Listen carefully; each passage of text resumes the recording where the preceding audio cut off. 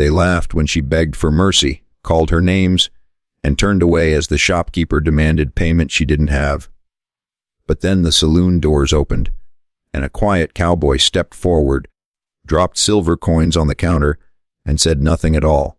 He just looked at her, like she was worth saving. If you love powerful Wild West stories about kindness, courage, and second chances, hit like and subscribe, because this one will stay with you long after it ends. The wind carried dust and gossip down the main street of Red Hollow, the kind of western town where folks judged quick and helped slow. Inside the trading post, laughter echoed as the big girl stood trembling near the counter. Her clothes were worn, her shoes split, her round cheeks streaked with dirt and tears. The shopkeeper, a hard-faced man named Simmons, waved a ledger at her like a whip. $2, missy, he barked. Ain't runnin', a charity. She fumbled through her pockets, pulling out a few dull coins, hands shaking. Please, as I can pay the rest next week, she whispered. The room erupted in snickers. Two ranch hands near the stove nudged each other, smirking. She probably ate what she owes, one said under his breath, and the other laughed loud enough for everyone to hear. Her face flushed crimson, and her eyes darted to the door. Please, she said again, voice breaking. I just needed flour and salt.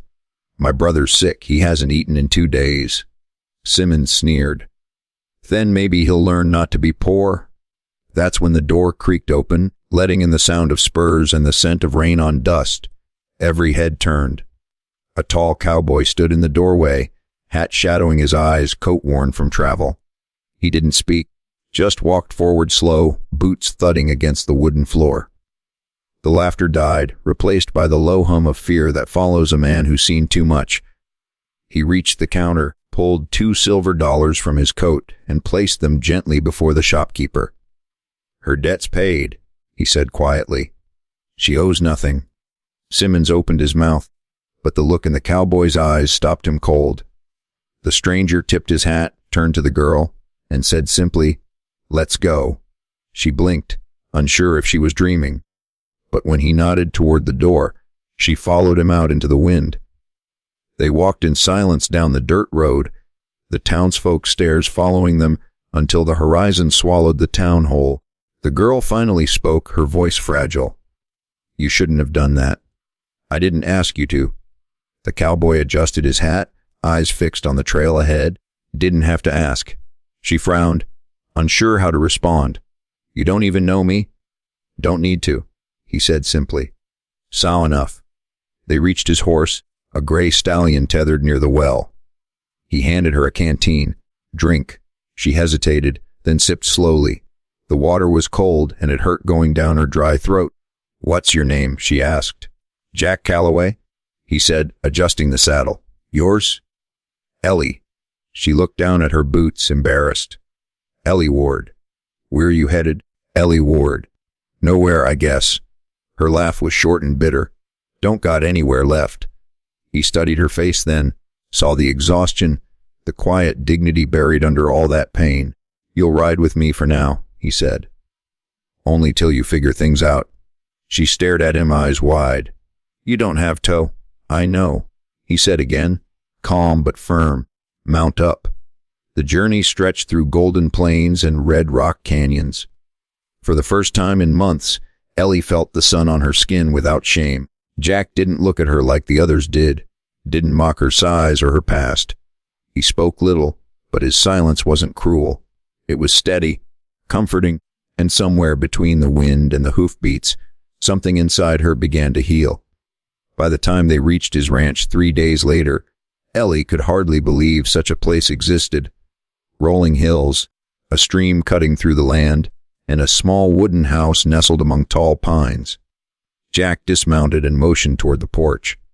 You'll rest here tonight. She hesitated. You sure? I don't say what I don't mean, he replied, leading the horse into the barn. She watched him work, strong and quiet, every movement deliberate.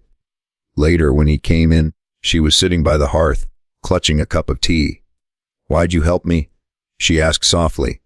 You don't even know who I am. Jack sat opposite her, the firelight dancing across his weathered face. Doesn't matter who you are. I just know what it's like to owe too much and have no one care." His voice was rough, honest, and she felt her throat tighten.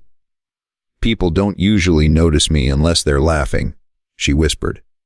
"Then they ain't worth noticing," he said.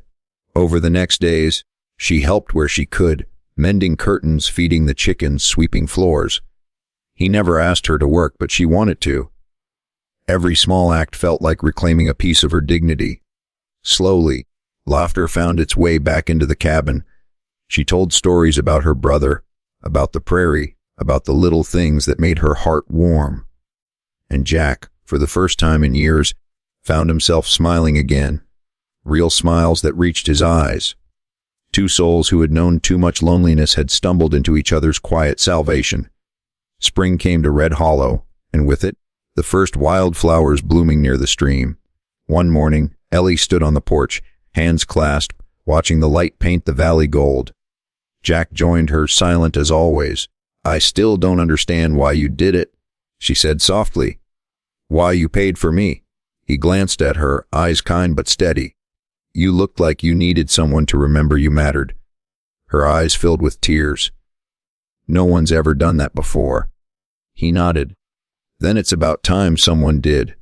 She laughed quietly through her tears, and for the first time, she didn't look away from his gaze. The wind tugged at her hair, the sky stretched wide, and in that stillness, something unspoken passed between them. An understanding deeper than gratitude, stronger than pity.